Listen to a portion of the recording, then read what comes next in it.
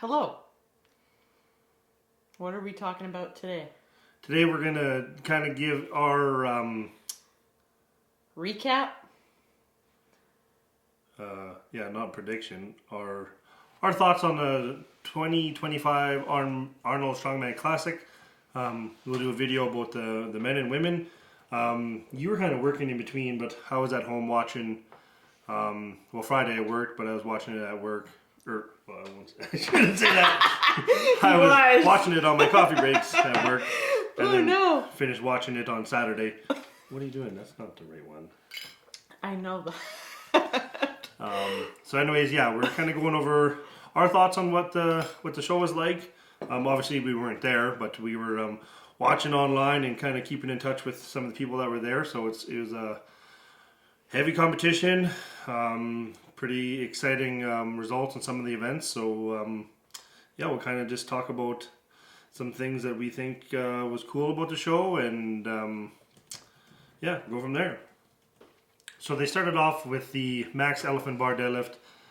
There was a lot of hype around this event because Thor said he was going to break the 501 kilogram raw deadlift record. Rogue put up a $101,000 bounty to anyone who could break that record. A lot of hype, and Thor's training looked like he potentially could hit it. It looked like he had a good chance of hitting it, but ultimately fell a little bit short of the goal. But first event in was the max elephant bar deadlift. Looked pretty cool. Bar, very specific to that competition, and a lot of good numbers. It hasn't been the biggest roster of deadlifters compared to when like Brian was there and Jerry and JF and Thor, but still Thor won the event easily with 465 kilos on his second attempt. Hooper got second in that event with 450 kilos. I think he had some more in him, but he was just playing conservative. But the interesting thing about this event is, like, Lucas Hatton got, I think, 7th place, or he got 4 points with a 420 kilogram deadlift, so that's 925 pounds. So even if you're pulling over 900 pounds, you're not getting very many points in this competition. So it's a very, very heavy way to start a competition, that's for sure. How do you think, like, the timing between the lifts went for the deadlift? It was a rising bar. You got to call your own weight, so you think you got 3 attempts. So there was, I think it was 31 minutes between Thor's first attempt and his second attempt. So that was quite a while to wait in between your lifts. I wouldn't want to wait that long, but I think it went fairly smooth. I mean, if you're a weaker puller, you're going to be pulling almost back to back to back. Like Max went out first. He tried getting the opener and he missed it. And then Nick went right away with, I think, 781. And then he pretty much had to go right away with the second attempt. So it's if you're not a big puller, you're going to be going pretty quick. So it's a fast event, but it's a good way to start off the competition, I think. It was fun to watch, especially Thor, because a lot of people were, cheering, hoping that he was going to get that deadlift. And I think it'll be there this year sometime. A little bit longer prep for him specifically, because he was kind of pulling in a suit for a while to potentially break it earlier this year or something like that. So he was pulling some of his prep with a suit, and then he went without a suit. So I'm sure it's there soon in the future for him. Do you think he'll get it this year? Well, I think if he wants to put the time dedicated for it, I think he could, yeah. All right, anything else we had to... That's it for the deadlift, yeah. I mean, a lot of good numbers. I think there's really only two guys in under 400 kilo for the deadlift. Tom Stoltman kind of 391 kilos. His deadlift, he's kind of been... not that great. In the process that he's trying to been bringing up from what he's used to, but I mean, he's still world's strongest man guy, so he knows what it takes. He's just in the middle of the lull, that's it. Yeah. Next event was the overhead medley, so it was a 250 pound dumbbell, 275 pound stone, and then either the Austrian oak or the lighter log, so it was like 430, and I think the lighter one was 385, I believe. So the winner of this event is no other than large leg Lucas Hatton. He dominated that event. He got 10 points. He won it by himself. So he went out, set the pace for the guys, and he got some reps on that big boy log. Was this split timed? It was also split timed. Yeah. So there's some strategy behind that as well. So every implement was split timed. So just because you got 2 reps with Austrian Oak and the next guy 2 reps, it all comes down to who got it faster, really. So because Trey Mitchell was close. Trey Mitchell, he got a lot of points on that as well. Yeah. He got, like, him and Lucas both tied on points, 32 points for that event. They score it a little weird, but because they got the heavier log. Yeah, they both got the heavier log. Trey Mitchell's pressing power is just ridiculously strong. Lucas is looking strong. It'd be interesting to see if those guys can, put in a prep for a log attempt record to try and set the American record, because I think both of them would put up one hell of a fight. Lucas is just so technical, and he makes it look so easy. Smooth. It makes it look smooth. Like, he's very technically efficient, and there was a little bit of controversy on this event though with the stone. It's always awkward pressing a natural stone over your head. I've done it before at the Magnus Classic. Mind you, they're more rectangular. This one is more like of a sphere, but yeah, they're scary. They're scary. Hit you in the face. There was a long list of rules, and the rule for that specific implement was pretty long.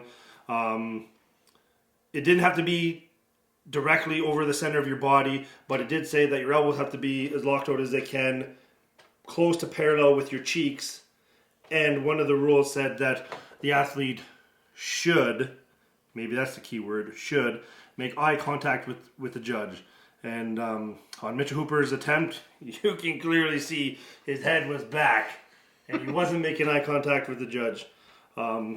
He got the down command, and as any athlete would, you go on to the next implement. So I know that's a big deal with Canadian circuit strongman specifically. You always want to be making eye contact with the judge. That's any competition. You should always. Well, especially when you compete in Quebec, like it's definitely a huge. Yannick doesn't mess around, but So I mean, he pressed it, he locked it out. It was well above his head. His elbows were straight, but he just didn't make eye contact with the judge. But the judge gave him the down command, so he went on to the next one. So that's not his fault. It's not his fault. It's just, it is a different style of judging. Yeah, the judging. Than I would say that I've even seen in the circuit.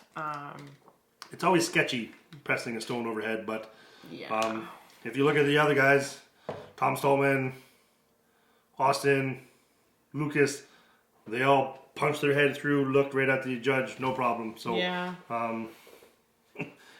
that's just our little hot take on. That's a little hot take on that event. Maybe he got some extra points when he shouldn't have, but he was going to get the stone in the log anyways. But that's just kind of what That's kind of hard too, because it is frustrating, because there have been problems with Mitchell and his lockouts in the past, especially with his log and with his dumbbell. The 1 year at Worlds, I know that was a huge topic of conversation. So there was, little controversy in the second event, but whatever, they pushed through. Last event of day one was the timber carry. Same as the last couple years. It was, I believe, 880 pounds up a ramp. I think that they need to do a little bit of re-engineering for this event. Because if you look, the ramp comes up, and at the very end there's a landing, but the finish line is so close to the end of the ramp, the uprights, that guys tend to drop it before the line and it skids past the line. But if you're going too fast, like Mateus did it 1 year where he was going so fast, he dropped the frame, it shot into the uprights and bounced back into his legs. So I think even Hooper made a video recently talking about that's kind of why they've been dropping it right before the line or an inch before the line. But and then even just some of the calls, like it's a tough event because the world record is like just over 7 seconds, so it's a very fast event. And like Max dropped it before the line, and it crossed over the line, and he got a distance. another athlete dropped it. I think Austin dropped it at the line. Yeah. And he got a time. It's such a hard event because you're going so fast to try and see exactly where the front of the frame drops or lands before it. Because you even seen on the live stream, like guys dropped it before, so the judges were marking here and how far they think it bounced, and then measure that back to where it actually. It's a very. It was done. Well, it was done. Yeah, I'm sorry. I think they could do that done. better. Either make a little bit, make the landing at the top a little longer, or just do farmers. Let's just do heavy farmers, flat. Yeah. Let's do max farmers. Farmers Those guys, would be fun. That'd be fun to watch. But for that event, Hooper won it. He's also very fast last year. He did it in 10.7 seconds with the drop, so that's actually really impressive. Second place, I think, probably surprised a lot of people, was Lucas Hatton. He went the slow and controlled route. He definitely wasn't breaking any speed records, that's for sure, but he picked it up and his grip held on the whole time.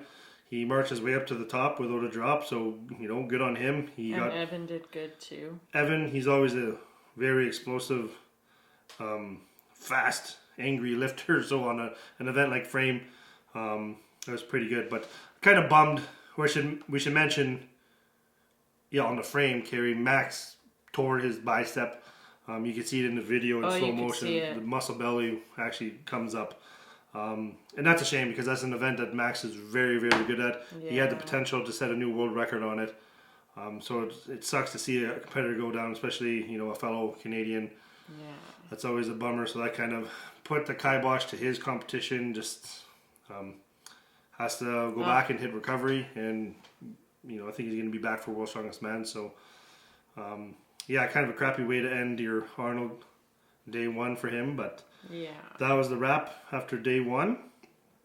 Day two started with the big jerk. The big jerk. I love this. Pretty cool event. I love this. So many people were kind of skeptical about it. They're like, oh, it's going to be so boring.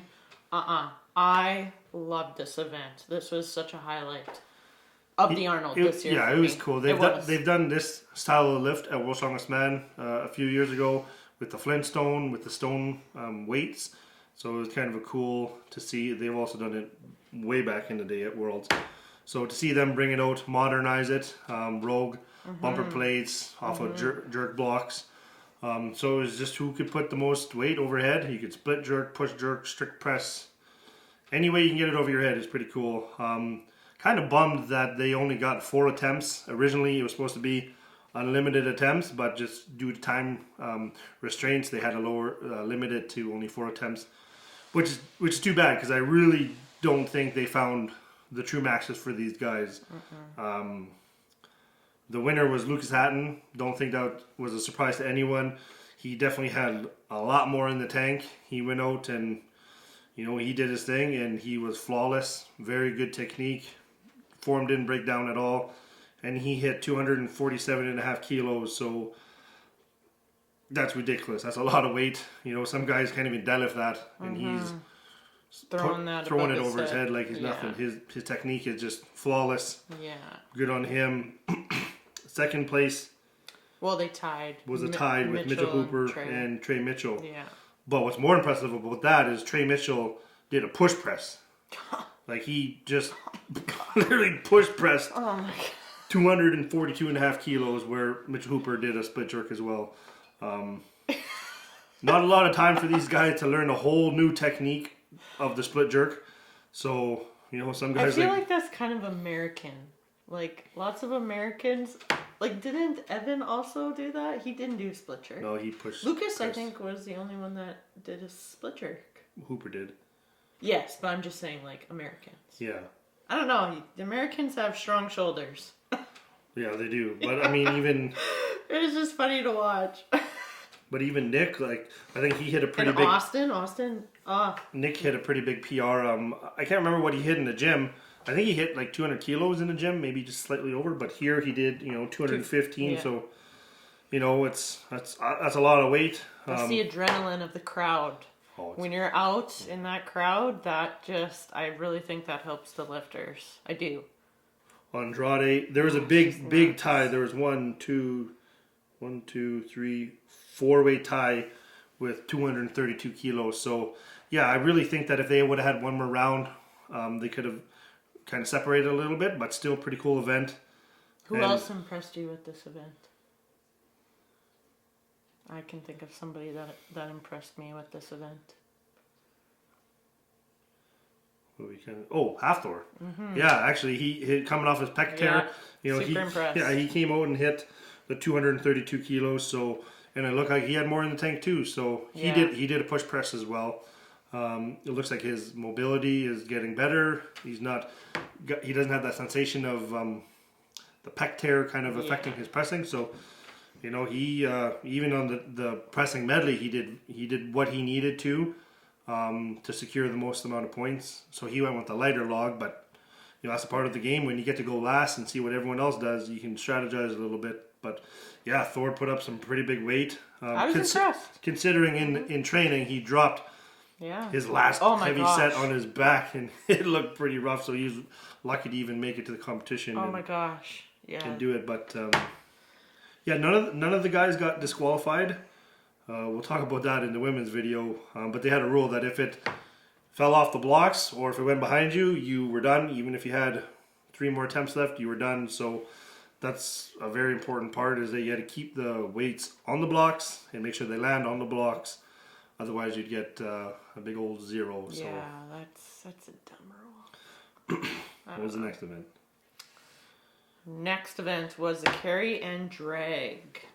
So something different again. Something different, yeah. The row team made this really cool wooden sled that you had to drag back after you loaded 2 logs. I forget the weights of them. They were decently heavy, but the handles went this way, so you had to pick it from the floor, get it like above your legs high enough that you can run with it, drop it on the sled, run back, grab the next one, bring it on to the sled, and then pull the sled back. So I think I heard that the sled was like 1,100 pounds. Like, it was very, very heavy.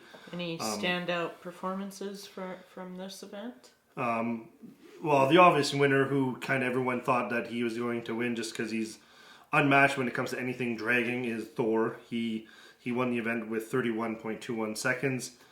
Any Thor or any drag, Thor's probably going to win it. He's got the weight. He just got the body weight. You lean back 450 pounds, you're going to move weight. So that was kind of my guess that he was going to win that event anyways.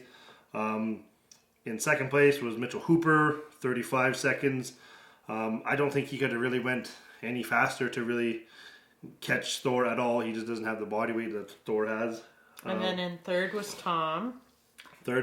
So kind of a common denominator here is, I'd say, height and your stride lengths. Thor and Tom are 6'8", 6'9", so definitely have. Hooper is tall-ish too. Like, Hooper's 6'3", I think. Yeah, Hooper's not super. He's not one of the shorter athletes there, I'd say. But an event like this where the log portion of the loading part of it, guys like Nick did really, really good because he's an athletic guy. He can move really fast in between transitions. It's just, he doesn't have the body weight that those bigger guys do. So he kind of, he took a long time to do it, but he finished. So that's good on him. It's an interesting event. First time they've done it. It looks cool. Nice, cool equipment. I know your quads would be pumped after an event like that. So it would be pretty hard on the legs. So the results kind of landed how I thought they would have for that event. For the women, and like I said, we'll talk about this in our women's video, but there was a standout performance for the women in this event. But we can talk about that in the next one. Anyways, moving on to the last event. Last event was stone to shoulder.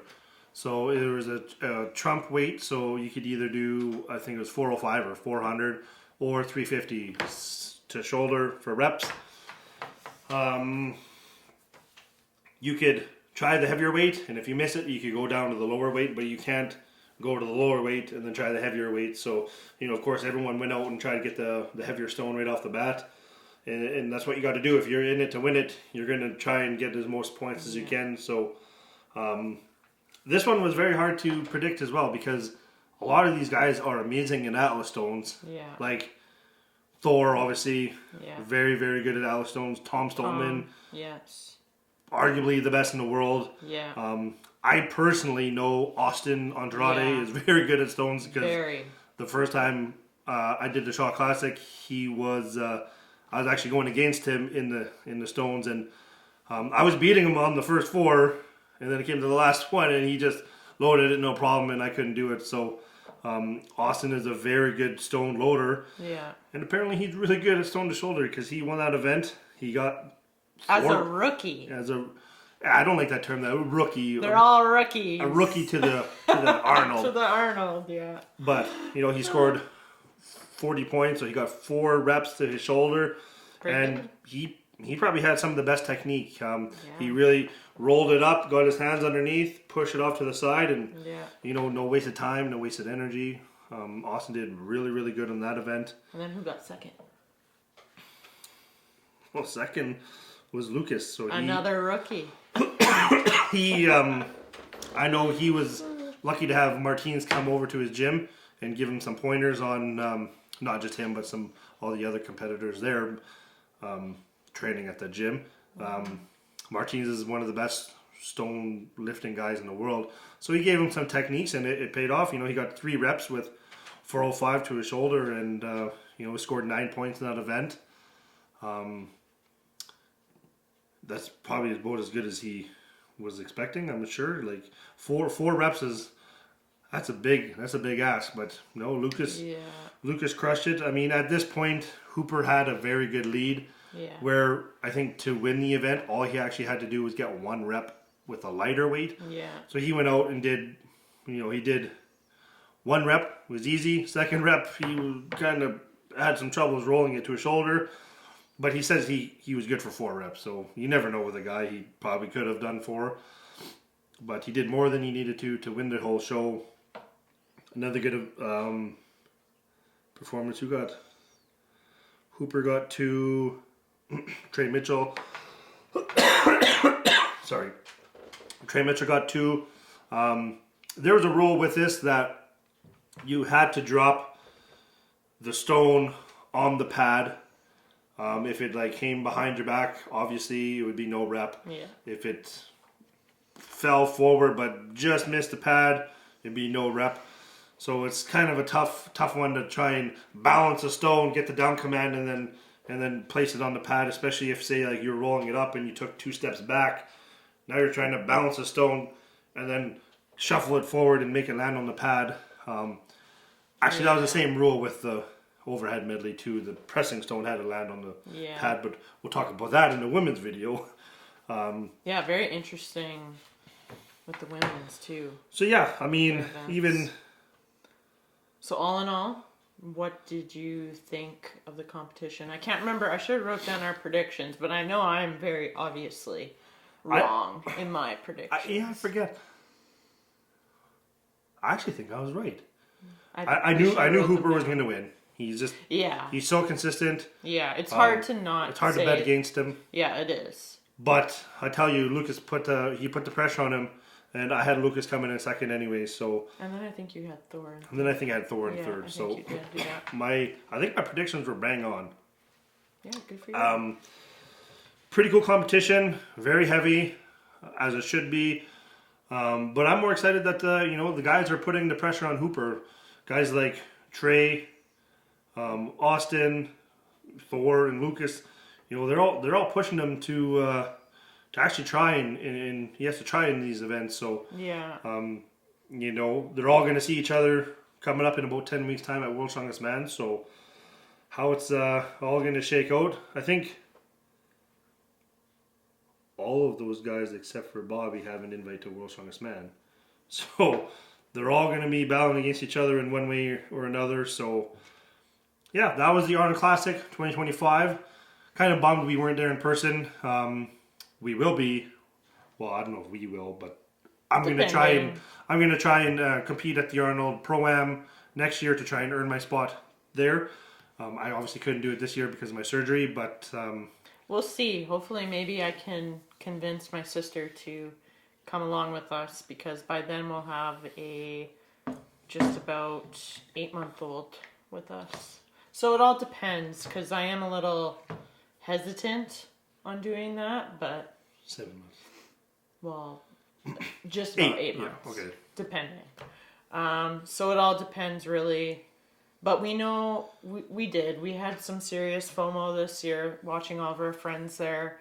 And even our friends behind the scenes that are involved in the media aspect side of things. And yeah, I was a little sad. I wish we would have went, but at the same time, that's okay. Yeah, we'll always go again. We'll be there next year. Or the year after too. Who knows? The points ended up shaking out. Hooper had 51.5 points. Lucas had 49. Thor had 42.5. Austin 38.5. Trey 37.5. Evan 33. Tom 31.5. Bobby 17.5. And Nick was 17. And Max unfortunately got injured, so he only had 6 points. So very cool competition. Loved watching it. Next year we'll watch it in person. Yes. Thank you to Rogue for having it live streamed. Yeah, live stream. That was great. You guys just need moderators in the comments. Yes. No, the moderators, the mods weren't bad. Not for the men, but... Yeah, the mods were keeping on track. But also, too, the announcers drove me a little crazy sometimes. Yeah, So if Mark Henry calls Maxime one more time, I'm going to lose my shit. But not just him. I'm just saying, like, there's announcers that I think don't know the terminology of strongman. And it does kind of drive me a little bit crazy, but whatever. Who am I? So I am just a wife of a... wag. I'm a wag. Thanks for tuning into this video. It's a recap of the Arnold, as the Texas boys would say, the classic. That's such a catchy... What is it? This? It's the classic. The classic. The classic. Now they're going to have to say the world's. So, thanks for tuning in. Make sure to like, comment, subscribe, and we'll catch you on the next one. No, that's not your outro. Thanks for tuning in. Make sure to like, comment, subscribe, and we'll keep this train rolling.